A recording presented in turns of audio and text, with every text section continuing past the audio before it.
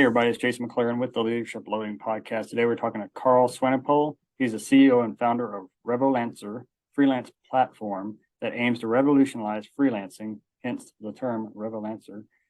He wants to put freelancers first, and this is all because at the age of 15, he was able to leave his first company and became the youngest ever ambassador of the Great British Business Show at that age. We'll talk to him about that a little bit. So he's founded and co-founded several companies, and is now focusing on scaling Revolancer and helping out fellow founders, which is why he's here today. Karl, welcome to the show. Well, thank you very much for having me, Jason. Yeah, so tell us about all this. You know, you're starting off at age 15 and getting on this business show. Tell us about all that and how you got to where you're at today. Yeah, sure. So it basically it started at the age of around 13 or 14. I realized that I wouldn't ever be happy working for someone else and that I wanted to work for myself.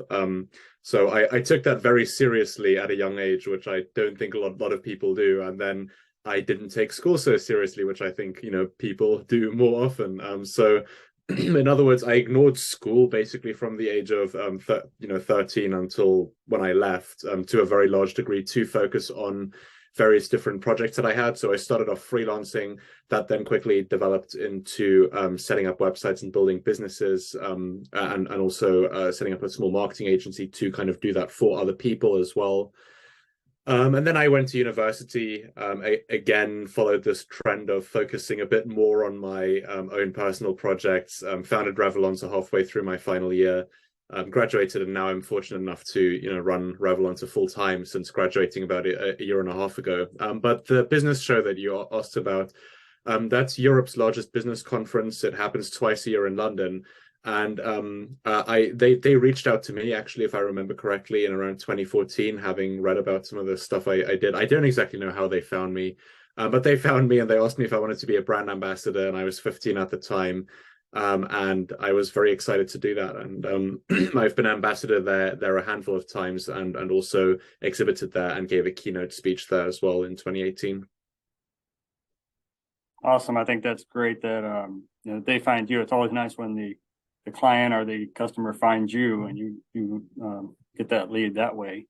I think it also speaks to your background as an entrepreneur and some of the will that some of us have, where we can't just go to a 9-to-5 job every day. Myself included, I think a lot of the people listening to the show, being military veterans or first responders, we don't like to sit still. We like to keep moving forward. So I think kind of all that relates to this, and one of the reasons we had you on the show. So you exited your first company. So let's talk about that a little bit. What was that company and how long did it take to build and exit and all that? Yeah, sure. So basically this started after I started freelancing. I realized quite quickly that the freelancing space, with current big players, just wasn't working out. So I decided to start my own freelancing platform, which was called Buy Sell Jobs. And basically I started that with about £200 in late 2014. I launched the website, didn't have any money to promote it, didn't know anything about advertising online. So I went onto Twitter and just, if I saw someone talking about one of my competitors, I'd tell them, hey, also join my platform and get more exposure.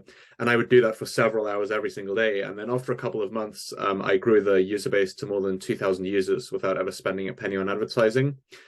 But with that came a problem, which is that one day I got an email from PayPal saying that they had locked my account. And the reason they did this is because they wanted to verify who was behind the account with kind of increasing financial traction going through the account. And one of the things they wanted me to verify is that I was older than 18, which I couldn't do being 15. So, I went to my parents, I asked them if I could have a PayPal account in their name. They said, no way, we don't want to lose the house. So that was a dead end, unfortunately. But then I went online and I was sort of trying to find a buyer for the business, and I joined a kind of a web and domains marketplace, and I connected with a buyer on there who I convinced to buy the platform from me for about £4,000 just before my 16th birthday. So that was, with in less than 6 months, I think about 4 or 5 months, went from £200 to £4,000 with that. And I really wish I could have run it for longer, because I think the platform was worth a lot more. Although, I was very happy to accept that sum for it, but I think it was worth a lot more and had a lot more potential. But unfortunately, I was just slightly too young to have a PayPal account. Definitely. And so let's talk about getting into the business. So you started one, exited one, started another. And you started the first one for significantly a small amount of money, which we've had a couple episodes before this that say, you don't have to have a bunch of money to start a business. So let's walk through that and how you can get started for minimal money, especially being a freelancer. I mean, you can go to Revolancer, and I'm looking at it right now. It says post a project, and walk us through the steps that if I wanted to start being a freelancer, or two, if I wanted to hire a freelancer. Let's go through it that way and how it works for those that don't know about it. Yeah. No, absolutely. I mean, you don't need a lot of money to start a business. I mean, I think money can be a great kind of accelerant, but the first 99%, of the way you kind of have to do with hard work, with talking to customers, with really working everything out. And then the last little bit, that can be, quite a big jump, but the last little bit can be sort of having money to accelerate that process. And growing up, starting businesses when I was a teenager, I never had a lot of money to start them with. And it's really benefited me now as well. Having raised investment now, I'm still in this mindset of really penny pinching, which means that we can get quite a lot done with a lot less than comparable startups. But regardless, in terms of hiring a freelancer on the platform, it's very simple. You just click on post a project, say what you're looking for, click publish, and then we'll email you when you have interest, and you can hire freelancers. It's completely free right now from the client side as well, so you won't ever be billed, obviously, unless you pay a freelancer, but then you'll be paying them directly. And from the freelancer side, again, very simple. You just create a free account, sort of upload your portfolio, upload a couple services that you can do, and then you can bid on client projects, like the one that you would have just posted. Or sort of post your services and have clients find you in that way directly. So very simple for both sides of the marketplace to get started. Yeah, so it's funny. So Go Heroes is a nonprofit. We help first responders and veterans change careers, move forward. That's what this whole podcast is about.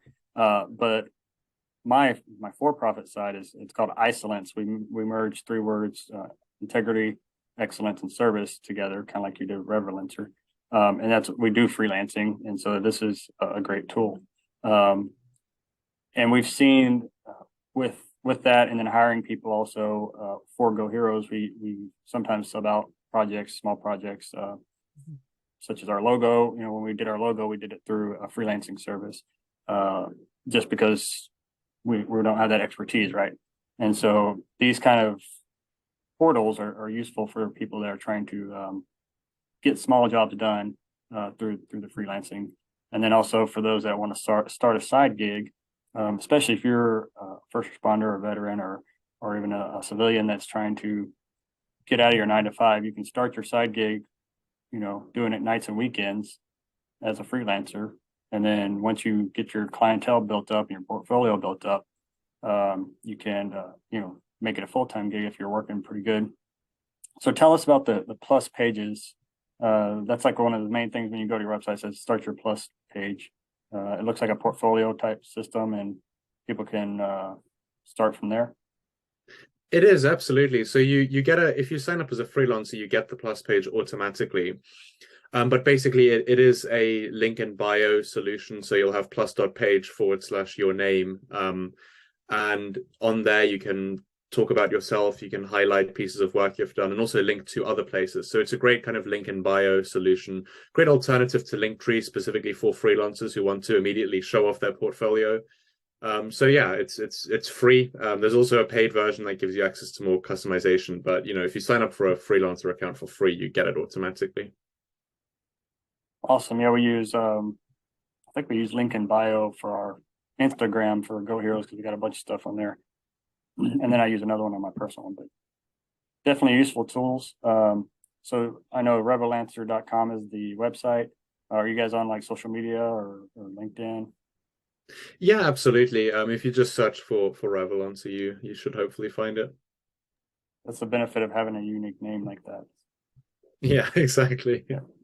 So if we had, you've been through a couple startups here. If you were giving someone one word of encouragement or one phrase of encouragement to start their own business or move into freelancing, what would it be? One phrase of encouragement. I can think of many, but in terms of thinking of the best one, if you feel like it's something you want to try, you don't want to ever regret not having tried it. And I think that people, it's easy to think that you don't know all the answers. Like, for example, starting a business, even going freelancing, massively daunting, task. You don't know what all the, you don't have all the answers up front, and that'll stop many people from even trying in the first place. But the thing is, you learn on the job. You kind of figure it out. So first steps first. How do I actually get a client? So you can talk to other freelancers who have gotten clients. You can look at tutorials online. You can just speak to people who might be potential clients, can give you some feedback. So you just take it one step at a time. So that's, you don't ever want to regret not having tried it. So if you want to give it a shot, I'd say absolutely give it a shot, and just be okay with not having all the answers up front, because you'll never have all the answers up front. You have to go through the learning process to learn them. Definitely. And I didn't even just noticed on the website you have a R magazine which has like tips on how to write an invoice, how to, some budgetary numbers on what people make. Very good information for anyone starting their freelance career and wanting to get into freelancing. If you like graphic design, writing, I know right now copywriting is at a premium, just because I've been shopping it around, and so I know. If you like writing, get into the copywriting. You can make a lot of money. I hate writing, and so that's why I'm always shopping it out. But well, Karl, thank you for coming on the show, and thank you for telling us about Revolancer. We'll put the links in the bio in the description below, and we hope some people reach out to you. Yeah, well, thank you very much for having me, and hope you have a great rest of your day. Thank you. There are thousands of leadership and management podcasts to choose from. We're glad you chose the Leadership Loading Podcast, a Go Heroes production.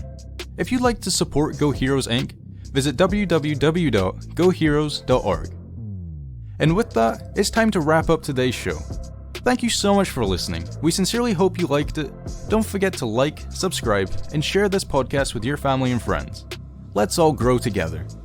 Thanks for listening to the Leadership Loading Podcast. Leadership Inspired.